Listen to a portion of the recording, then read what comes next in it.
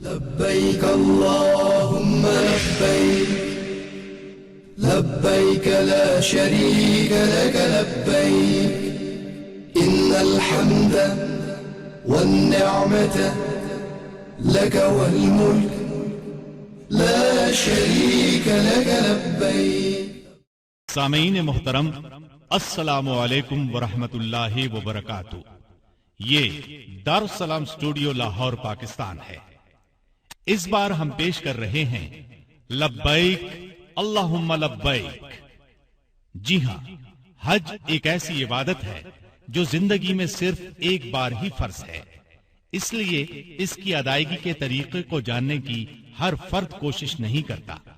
لیکن جب حج کا سفر درپیش ہوتا ہے تو اس وقت فکر لاحق ہوتی ہے کہ اب کیا کریں. ایسے لوگوں کے لیے ایک گراں قدر نعمت ہے. خاص طور پر ان پڑھ طبقے کے لیے تو یہ لازم و ملزوم کی سی حیثیت رکھتا ہے. پڑھے لکھے لوگ تو کسی نہ کسی طرح کچھ پڑھ لیتے ہیں، سیکھ لیتے ہیں، لیکن ان پڑھ طبقے کا معاملہ بہت ٹیڑھا ہے.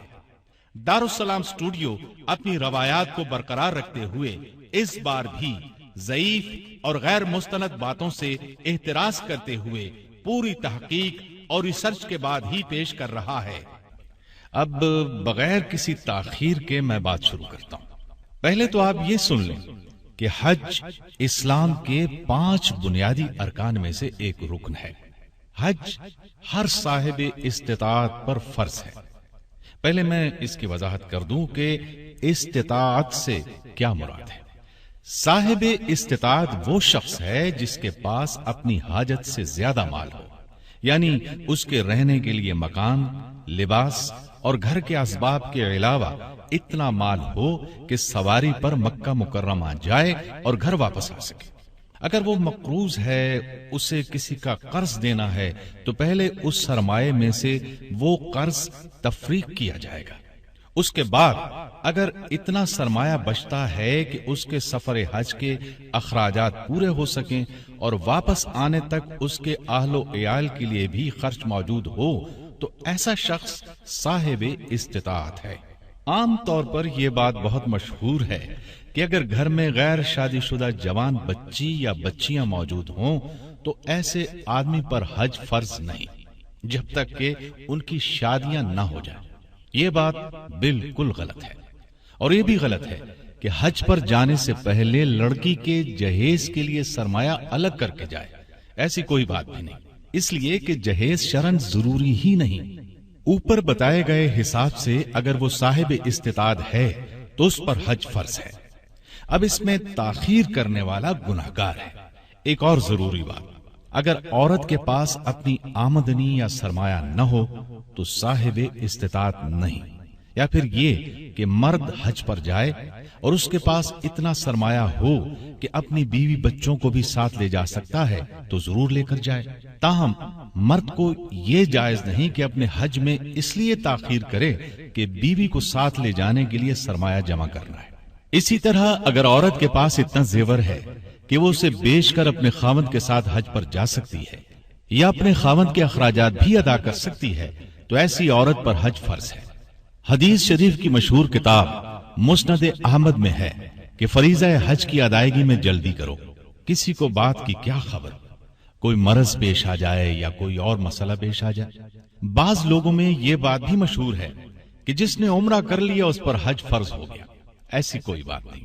عورت تنہا حج پر نہیں جا سکتی. اس کے ساتھ خاوند یا کسی محرم، مثلا باپ، بیٹا، بھائی، چچا یا ماموں وغیرہ کا ہونا شرط ہے. حج کی فرضیت اور اہمیت کو اجاگر کرنے کے لیے اللہ تعالیٰ کا ارشاد ہے، وَلِلَّهِ عَلَى النَّاسِ حِجُّ الْبَيْتِ مَنِ اسْتَطَاعَ إِلَيْهِ سَبِيلًا وَمَن كَفَرَ فَإِنَّ اللَّهَ غَنِيٌّ عَنِ الْعَالَمِينَ. اور لوگوں کے ذمے ہے کہ جو استطاعت رکھے وہ اللہ ہی کے لیے بیت اللہ کا حج کرے، اور جس نے انکار کیا پس اللہ جہاں والوں سے بے پرواہ ہے.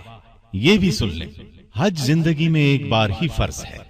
حج کرنے والے کو کیا درجہ ملے گا، اس بارے میں نبی کریم صلی اللہ علیہ وسلم کا ارشاد ہے، جس نے اللہ تعالی کے لیے حج کیا اس میں کوئی فحش بات یا برائی کا کام نہ کیا تو وہ اس دن کی طرح واپس لوٹے گا جس دن اس کی ماں نے اسے جنا تھا، یعنی اس کے تمام گناہ جھڑ جائیں گے۔ نبی کریم صلی اللہ علیہ وسلم کا یہ بھی ارشاد ہے کہ ایک عمرہ دوسرے عمرے تک درمیان کے گناہوں کے لیے کفارہ ہے، اور حج مبرور یعنی اطاعت اور فرما برداری اور نیکیوں سے بھرپور حج کی جزا جنت ہے۔ آپ لوگ جو آج یہاں جمع ہوئے ہیں ارکان حج اور مسائل حج سیکھنے کے لیے جمع ہوئے ہیں، اس کا بھی آپ کو بہت اجر ملے گا، اس لیے کہ نبی کریم صلی اللہ علیہ وسلم نے بھی اپنے صحابہ رضی اللہ عنہم سے فرمایا تھا، اے لوگو مجھ سے احکام حج سیکھ لو، ہو سکتا ہے میں اس حج کے بعد حج نہ کر سکوں۔ یہ بھی سن لیں، نبی کریم صلی اللہ علیہ وسلم کا ارشاد گرامی ہے، اللہ پاک ہے اور پاک مال ہی قبول کرتا ہے۔ مطلب یہ کہ حج کا سفر پاک مال سے کیا جائے، ناجائز آمدنی، رشوت، سود اور دیگر حرام ذرائع سے کمائی ہوئی دولت سے اگر حج کیا تو اللہ تعالیٰ اس حج کو قبول نہیں کرے گا۔ حج 3 قسم کا ہے، حج افراد، حج قران، حج تمتع۔ ان تینوں اقسام کی وضاحت سے پہلے یہ بھی سمجھ لیں کہ میقات کیا ہے، کیونکہ ان کی وضاحت کے دوران میقات کا لفظ آئے گا۔ میقات کی 2 قسمیں ہیں، میقات زمانی، میقات مکانی۔ میقات زمانی کا مطلب ہے حج کا وہ زمانہ جس میں احرام باندھا جاتا ہے۔ اللہ تعالیٰ کا ارشاد ہے، الحج اشہر معلومات، حج کے مہینے مقرر ہے۔ حدیث شریف میں ہے حج کے 3 مہینے ہیں، شوال، ذیقعد اور ذی الحج۔ مطلب یہ کہ حج کا احرام باندھنے کے یہی مہینے ہیں۔ اب رہا میقات مکانی، تو اس کا مطلب ہے وہ مقامات جہاں سے احرام باندھا جاتا ہے، یعنی حج یا عمرہ ادا کرنے والا شخص بغیر احرام ان مقامات سے نہ گزرے۔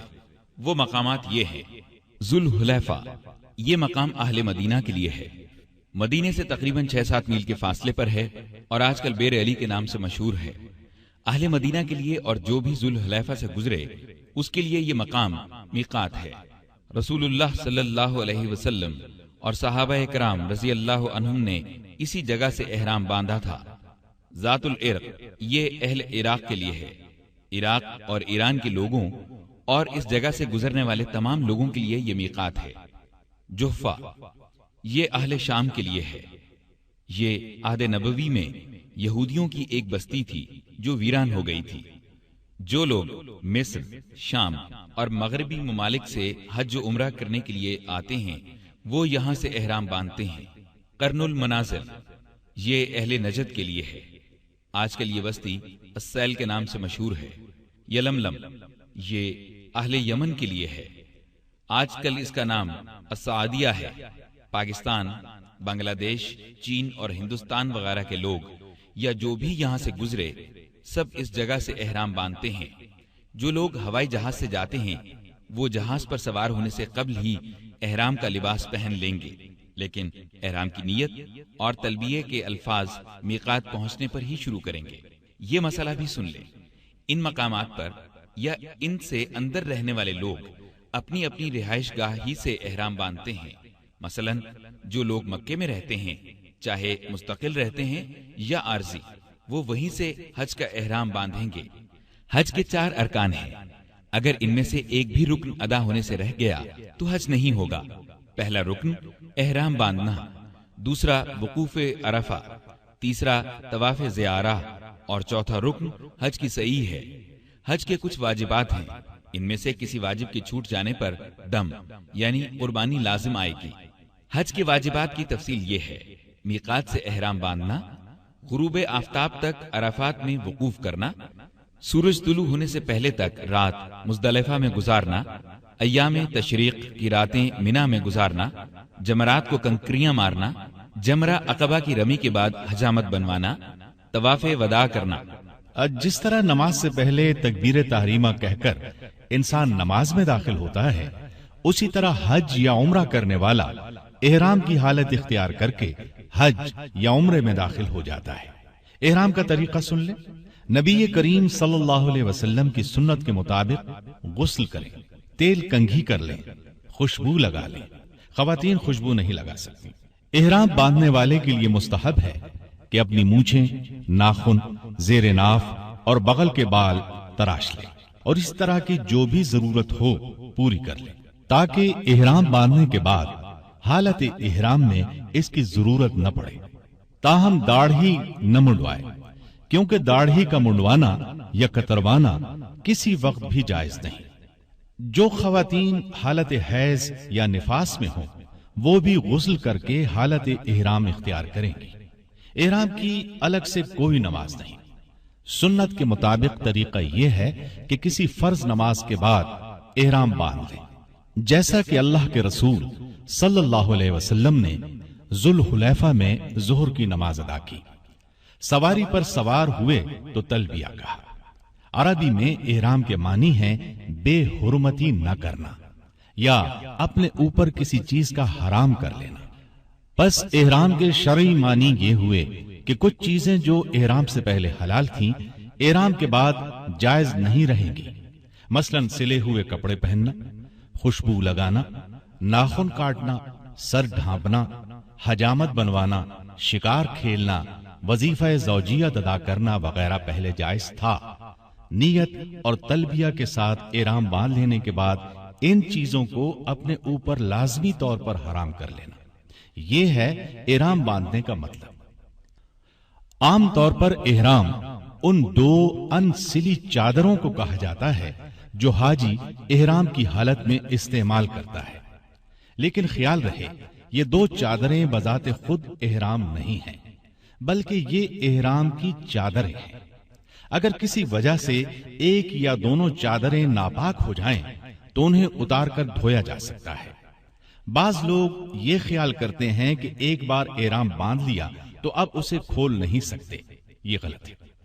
یہ چادر اتار دینے یا بدل دینے سے آدمی احرام سے نکل نہیں جائے گا۔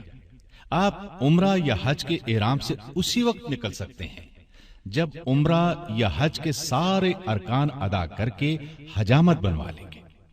احرام کی ایک چادر تہبند کی طرح نیچے باندھتے ہیں، دوسری اوپر اوڑھتے ہیں، سر اور منہ کھلا رکھتے ہیں۔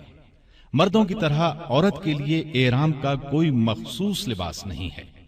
عورت روز مرہ کے سلے ہوئے کپڑے ہی پہنے رہے گی، چاہے وہ رنگین ہی کیوں نہ ہو۔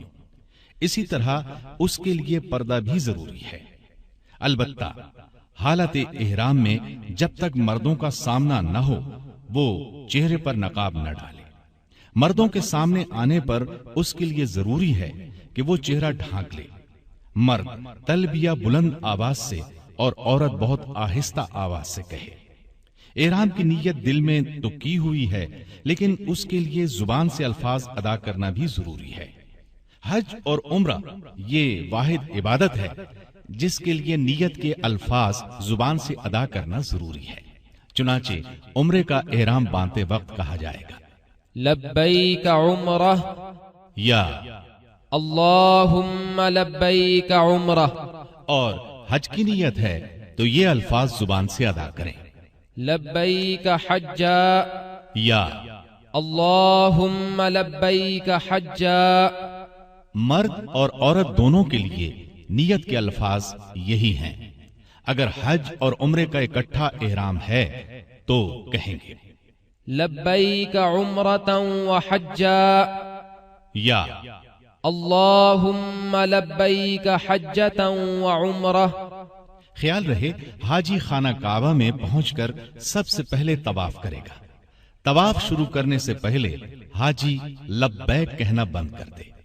پہلے حجر اسود کے سامنے آئے، اس کو بسم اللہ اللہ اکبر کہہ کر بوسہ دے۔ بوسہ دینا مشکل ہو تو داہنے ہاتھ یا چھڑی سے اسے چھوئے، پھر اپنی چھڑی یا ہاتھ کو بوسہ دے۔ اس طرح بھی مشکل ہو تو بسم اللہ اللہ اکبر کہہ کر اشارہ ہی کر لے، لیکن جس چیز سے اشارہ کرے اسے بوسہ نہ دے۔ اور بیت اللہ کو طواف کی حالت میں اپنی بائیں جانب رکھے اور پھر 7 چکر طواف کے پورے کرے۔ پہلے 3 چکروں میں رمل کرے، بقیہ 4 چکروں میں معمول کی رفتار سے چلے گا۔ ہر چکر حجر اسود کے سامنے سے شروع کر کے اسی پر ختم کرے گا۔ طواف کے دوران حجر اسود سے پہلے رکن یمانی آتا ہے۔ جب رکن یمانی کے سامنے آئے تو اپنے دائیں ہاتھ سے اسے چھوئے، لیکن اسے بوسہ نہ دے اور نہ ہاتھ کو بوسہ دے۔ اگر رکن یمانی کو چھونا ممکن نہ ہو تو چھوڑ کر طواف کرتا رہے۔ رکن یمانی کی طرف نہ اشارہ کرے، نہ اس کے سامنے آ کر اللہ اکبر کہے۔ نبی کریم صلی اللہ علیہ وسلم رکن یمانی اور حجر اسود کے درمیان آتے تو یہ دعا پڑھتے: ربنا آتنا في الدنيا حسنة وفي الآخرة حسنة وقنا عذاب النار۔ اے ہمارے رب، ہمیں دنیا و آخرت میں بھلائی عطا کر اور ہمیں جہنم کے عذاب سے بچا۔ علاوہ ازیں اس پورے طواف میں استباء کرے گا۔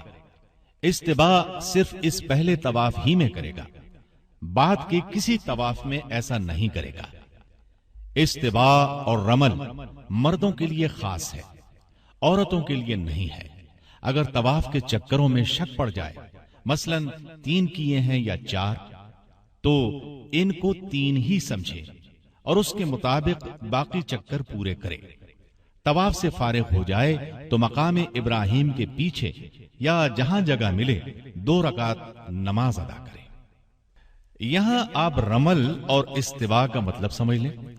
رمل کا مطلب ہے چھوٹے چھوٹے قدم اٹھا کر تیز تیز اکڑتے ہوئے چلنا، اور استواء کا مطلب ہے دایاں کندھا کھلا رکھنا اور احرام کی چادر کو بغل کے نیچے سے نکال کر دوسرے کندھے پر ڈال لینا۔ اب میں حج کی اقسام بیان کیے دیتا ہوں۔ حج 3 قسم کا ہوتا ہے: حج افراد، حج قران اور حج تمتع۔ ان کی تفصیل سن لیں۔ حج افراد کا مطلب ہے اکیلا۔ اس کا شرعی معنی ہے حج کرنے والا صرف حج ہی کی نیت کر کے میقات سے احرام باندھے، اس میں عمرہ شامل نہیں ہوتا۔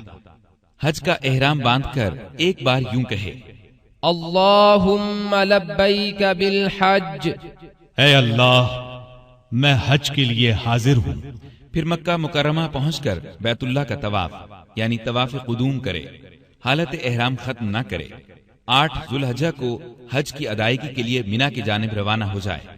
اس میں ضروری بات یہ ہے کہ حج افراد کرنے والا شخص اگر طواف قدوم کے بعد صفا اور مروہ کی سعی بھی کرے تو 10 ذو الحج کو اسے سعی نہیں کرنا پڑے گی۔ اس روز رش بہت ہوتا ہے، اس طرح اسے سہولت ہوگی۔ دوسرے یہ کہ حج افراد کرنے والے پر قربانی فرض نہیں ہے، ہاں ثواب کی نیت سے کرے تو بہتر ہے۔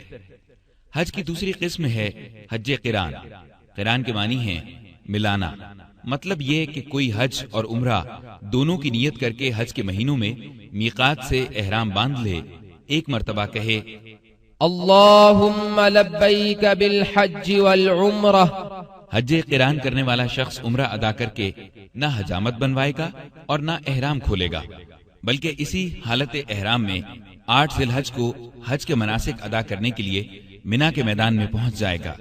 واضح رہے کہ رسول اللہ صلی اللہ علیہ وسلم نے حج قران ہی کیا تھا۔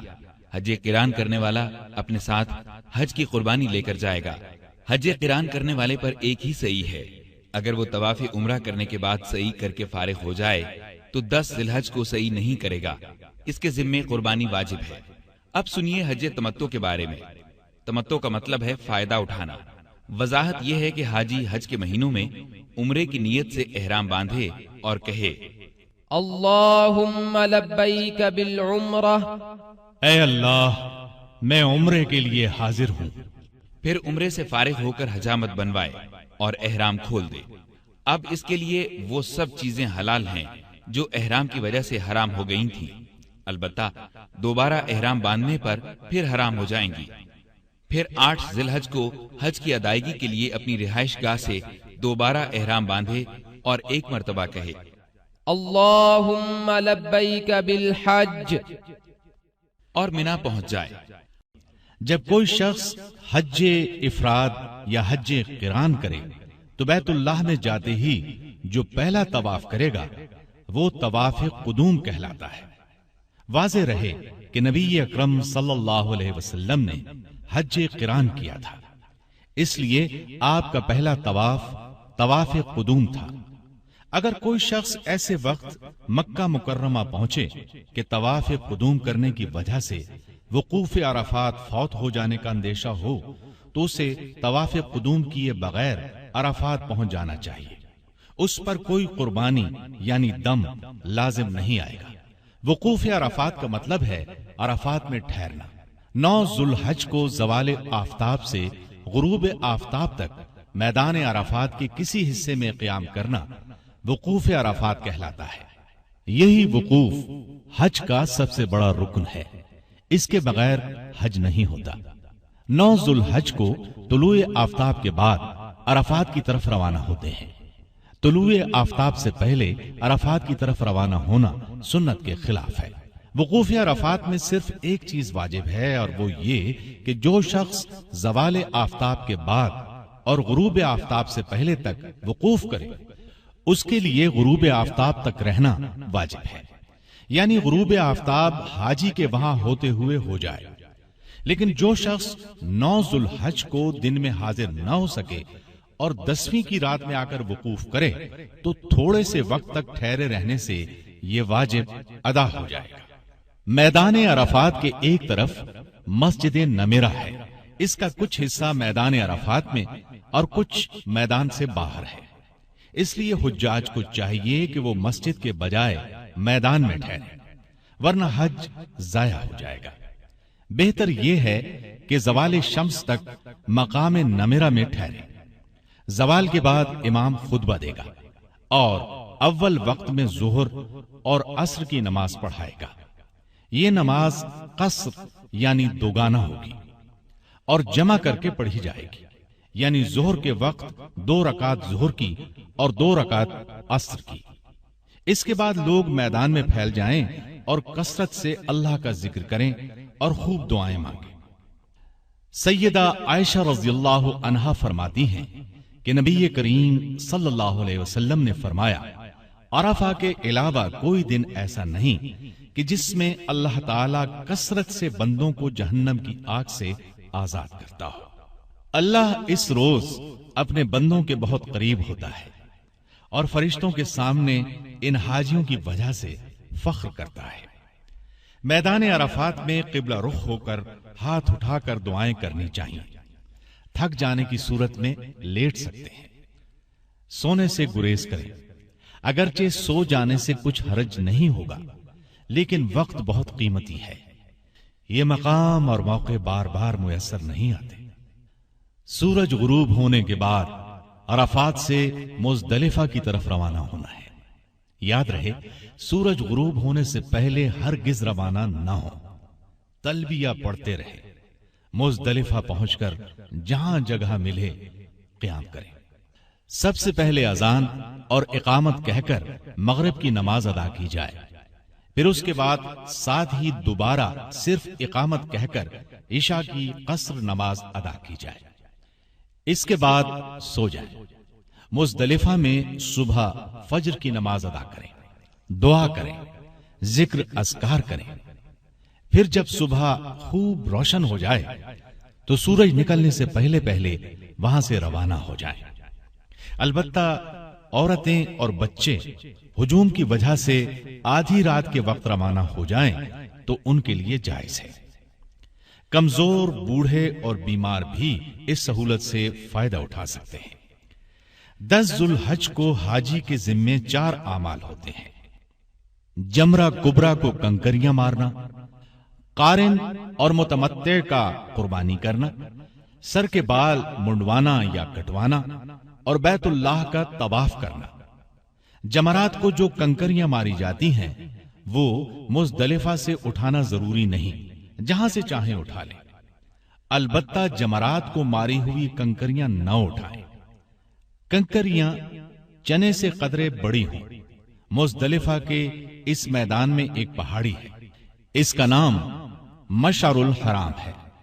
اس پر پہنچے تو قبلہ رخ ہو کر ذکر اور دعا میں مشغول ہو جائیں۔ ایک مقام وادی محصر ہے، یہ مزدلفہ سے منا جاتے ہوئے راستے میں آتی ہے۔ اس مقام سے تیزی سے گزرنا ضروری ہے۔ یہ وہ مقام ہے جہاں ابرہا کا لشکر ہاتھیوں سمیت ابابیلوں کے ذریعے اللہ تعالی نے تباہ کیا تھا۔ 10 ذی الحج کو آپ ترتیب سے 4 اہم کام کریں گے۔ اسے یوم النحر بھی کہا جاتا ہے۔ اگر حاجی مفرد ہے تو اس کے ذمے 3 کام ہوں گے، کیونکہ اس کے ذمے قربانی نہیں ہے۔ پہلا کام جمرہ عقبہ کو کنکریاں مارنا، اور اس دن صرف اسی ایک بڑے جمرہ کو کنکریاں مارنا ہے، دوسرے جمرات کو نہیں۔ سورج طلوع ہونے سے زوال کے وقت تک کنکریاں ماری جاتی ہیں۔ یہ عمل واجب ہے۔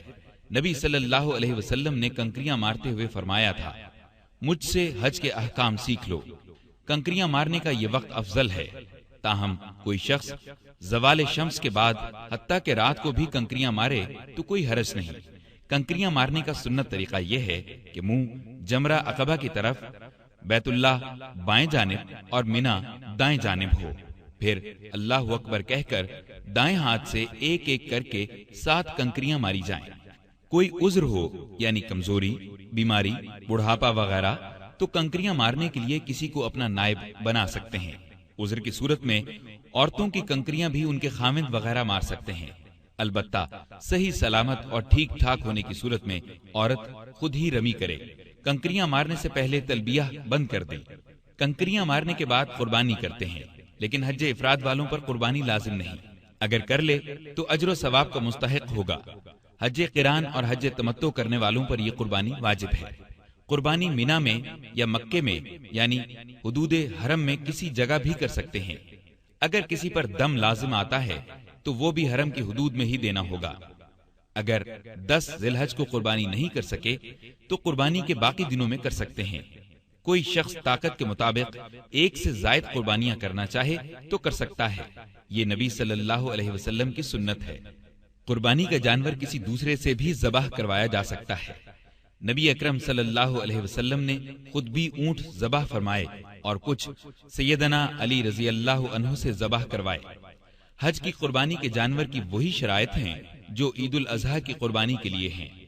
اپنے جانور کا گوشت خود کھانا مسنون ہے۔ یاد رہے کہ حج تمتع اور قران کرنے والے ہر فرد، خواہ وہ مرد ہو خواہ عورتیں اور بچے ہی کیوں نہ ہوں، ان کی طرف سے ایک ایک قربانی دینا ہوگی۔ قربانی کے لیے بینک میں رقم جمع کرا دینا بھی مناسب ہے۔ اس کا اہتمام سعودی حکومت نے کر رکھا ہے اور علماء کرام نے اسے جائز قرار دیا ہے۔ قربانی کے بعد آپ بال منڈوائیں گے۔ منڈوانے کے بجائے کتروانا چاہیں تو یہ بھی درست ہے۔ رسول اللہ صلی اللہ علیہ وسلم نے منڈوانے والوں کے لیے 3 مرتبہ رحمت کی دعا فرمائی ہے، جبکہ کاٹنے والوں کے لیے 1 مرتبہ، یعنی کٹوانے سے منڈوانا افضل ہے۔ عورت اپنے بالوں کے اخیر سے چند پوروں کے برابر ہی بال کاٹے گی۔ قربانی کرنے اور حجامت کروانے کے بعد احرام اتار دیں۔ اب احرام کی تمام پابندیاں ختم ہو گئیں، لیکن بیوی کے قریب اب بھی جانا منع ہے۔ 10 ذی الحج کا آخری کام طواف زیارت ہے۔ اسے طواف افاضہ بھی کہتے ہیں۔ یہ طواف حج کا بڑا رکن ہے۔ اس طواف میں احرام کی ضرورت نہیں۔ حجاج اگر اس روز طواف نہ کر سکیں تو بعد میں کر سکتے ہیں۔ طواف زیارت کے بعد بیوی بھی آپ کے لیے حلال ہے۔ اگر کسی نے طواف زیارت نہیں کیا تو بیوی کے پاس نہیں جا سکتا۔ طواف زیارت کے بعد اگر آپ کا حج تمتع ہے تو آپ سعی بھی کریں گے، البتہ مفرد اور قارن کے لیے یہ سعی ضروری نہیں۔ ان کے لیے پہلی سعی ہی کافی ہے۔ تاخیر سے پہنچنے کی صورت میں اگر سیدھا مینا یا عرفات میں آ کر شریک ہوا تھا تو اس صورت میں اس نے طواف قدوم نہیں کیا تھا، لہذا اسے حج کی سعی طواف زیارت کے بعد کرنا ہوگی۔ اب طواف اور سعی کے بعد حاجی پوری طرح حلال ہو جائے گا، یعنی بیوی بھی اس کے لیے حلال ہو جائے گی۔ اس کے بعد حاجی مینا واپس آ جائیں گے اور 11، 12 اور 13 ذی الحج تینوں دن تینوں جمرات کو کنکریاں ماریں گے۔ پہلے اس جمرے کو کنکریاں ماریں جو مسجد خیف کے قریب ہے، پھر دوسرے اور پھر تیسرے کو۔ دوسرے دن بھی اسی ترتیب سے ہر ایک کو 7 کنکریاں ماریں، تاہم تیسرے دن ضروری نہیں۔ 2 दिन कंकरियां मार कर जो आना चाहें वो वापस आ सकते हैं। अलबत्ता ये जरूरी है कि सूरज गुरूब होने से पहले मिना से निकल आएं। अगर वहां सूरज गुरूब हो गया तो फिर वहां रात गुजारना होगी और तीसरे दिन कंकरियां मारना भी अफजल होगा। ये तीनों दिन अयाम तशरीक कहलाते हैं। ये खाने पीने और अल्लाह का जिक्र करने के दिन हैं।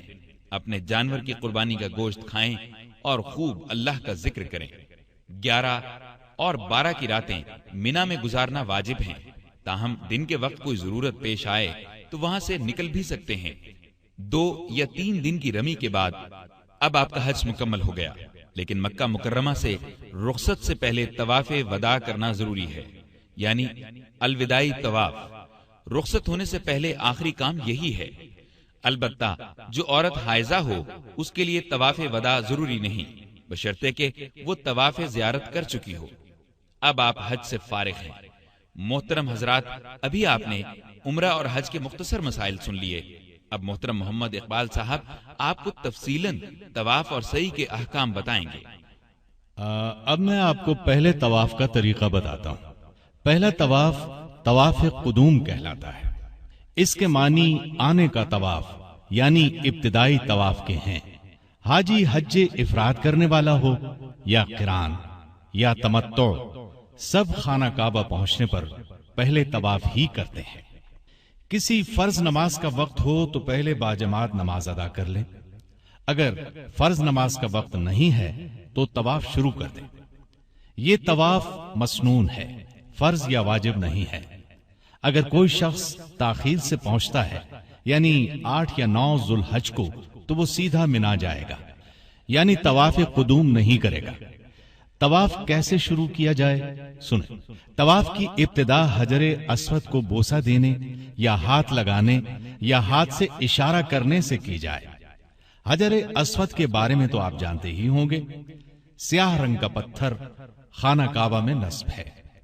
ये पत्थर जन्नत से आया था और शुरू में सफेद रंग का था। इसे चूमने से गुनाह मुआफ हो जाते हैं। रसूल करीम सल्लल्लाहु अलैहि वसल्लम ने फरमाया, हजर अस्वद सफेद था, इसे बनी आदम की खताओं ने काला कर दिया। तवाफ शुरू करने से पहले बिस्मिल्लाह वल्लाहु अकबर पढ़ ले। पहले हजर अस्वद को बोसा दे। रश की वजह से बोसा न दे सकें तो हाथ से छू ले और हाथ को बोसा दे। हाथ भी न लगा सकें तो उस लकीर पर खड़े खड़े दाईं हथेली उसकी जानिब करके इशारा कर दे। इशारा करते ही तवाफ शुरू कर दें। लकीर पर खड़े न रहें।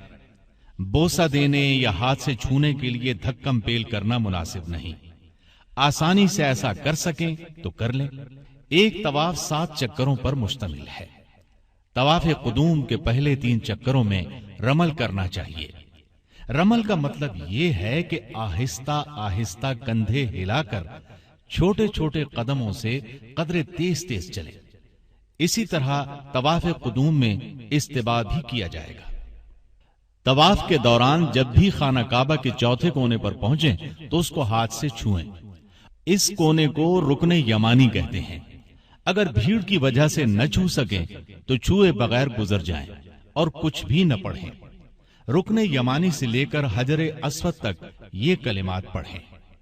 रब्बना आतिना फिद दुनिया हसनह व फिल आखिरति हसनह व क़िना अज़ाबन नार।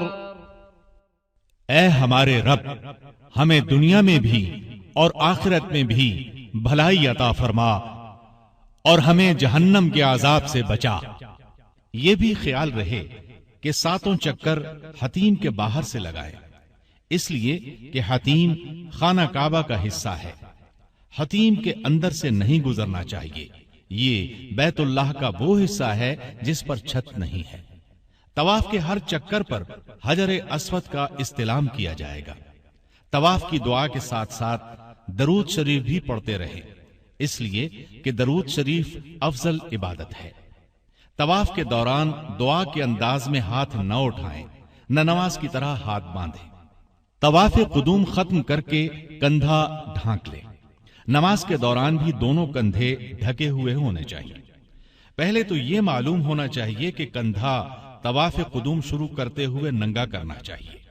دوسرا یہ کہ نماز میں ہرگز کندھا ننگا نہیں ہونا چاہیے، بلکہ اس قدر احتیاط کی ضرورت ہے کہ طواف قدوم کے درمیان بھی اگر کندھا ننگا ہو اور فرض نماز کا وقت ہو جائے تو نماز کے لیے کندھا ڈھانپ لیں اور نماز سے فارغ ہو کر دوبارہ دایاں کندھا ننگا کر کے طواف قدوم مکمل کریں۔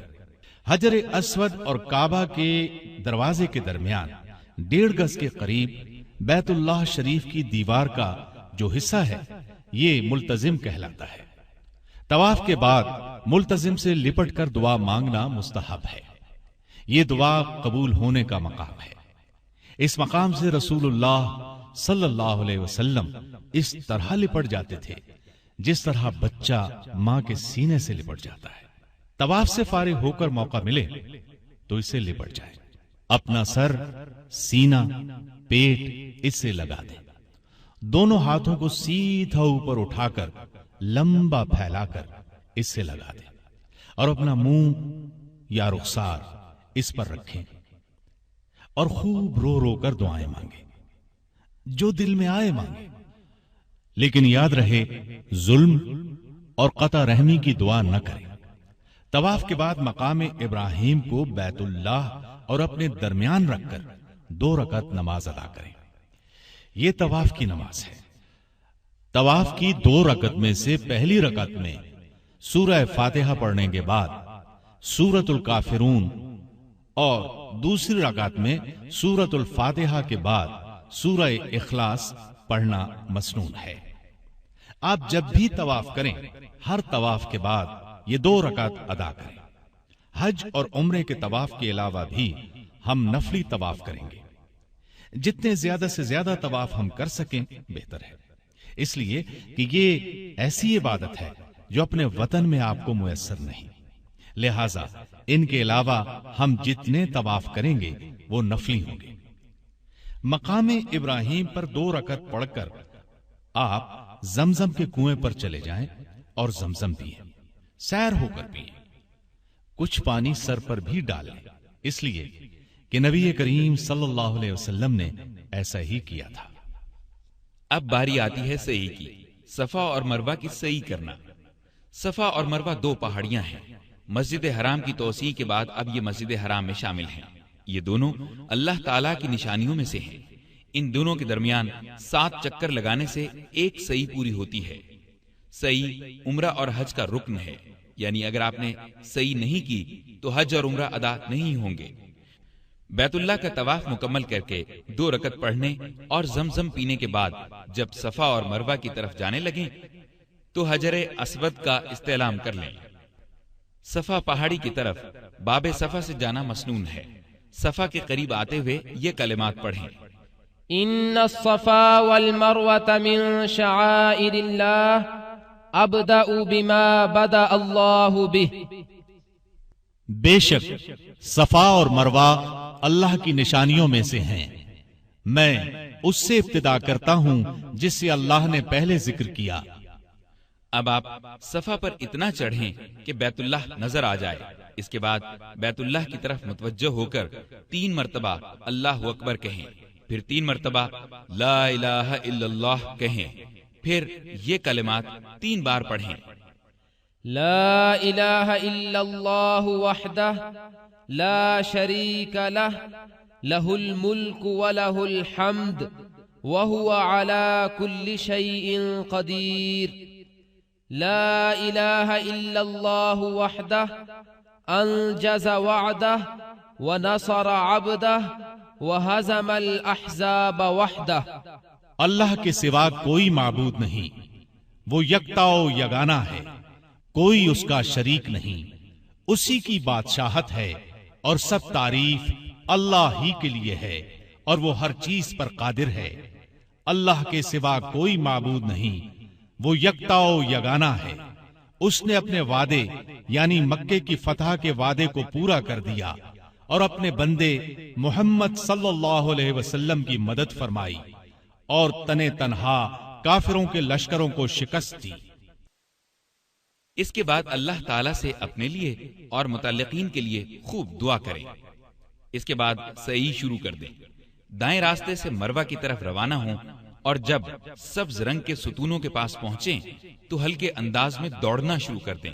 جو بیمار ہوں، بوڑھے ہوں، ان کے لیے سبز ستونوں کے درمیان نہ دوڑنے میں کوئی حرج نہیں۔ عورتوں کے لیے سبز ستونوں کے درمیان دوڑنا منع ہے، وہ عام رفتار سے ہی صحیح کریں۔ ہر چکر میں خوب اہتمام کے ساتھ ذکر کرتے رہیں، دعا مانگتے رہیں۔ اس طرح چلتے چلتے آپ مروہ پر پہنچ جائیں گے۔ مروہ پہنچ کر قبلہ رخ ہو کر جو دعا صفا میں کی تھی وہی دعا 3 بار یہاں بھی کریں۔ واضح رہے کہ یہ دعا ہر چکر میں کرنی ضروری ہے، یعنی صفا میں بھی اور مروہ میں بھی۔ دعا میں گڑ گڑائیں اور خوب رقت آمیز انداز اختیار کریں۔ یہ انداز اللہ تعالیٰ کو بے حد پسند ہے۔ اس کے بعد یہاں سے پھر صفا کی طرف چلیں۔ جب مروہ سے صفا کی طرف چلتے ہوئے پھر سبز ستون آئیں تو درمیانی چال سے دوڑیں۔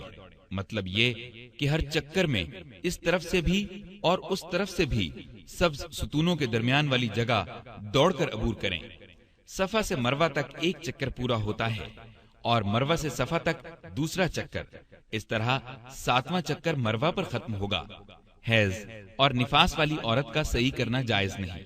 صحیح کے لیے وضو شرط نہیں، تاہم باوضو صحیح کرنا بہتر ہے۔ دوران صحیح وضو ٹوٹ جائے تو دوبارہ وضو کرنے کی ضرورت نہیں۔ آپ صحیح کر رہے ہیں اور جماعت کھڑی ہو جائے تو صحیح چھوڑ دیں۔ نماز سے فارغ ہو کر صحیح وہیں سے شروع کر لیں جہاں سے آپ نے چھوڑی تھی۔ محترم حضرات، حج اور عمرے کی بنیادی معلومات، احرام، میقات، طواف، سعی وغیرہ کے احکام اور مسائل آپ نے سن لی ہیں۔ امید ہے آپ ان کو ذہن نشین رکھیں گے۔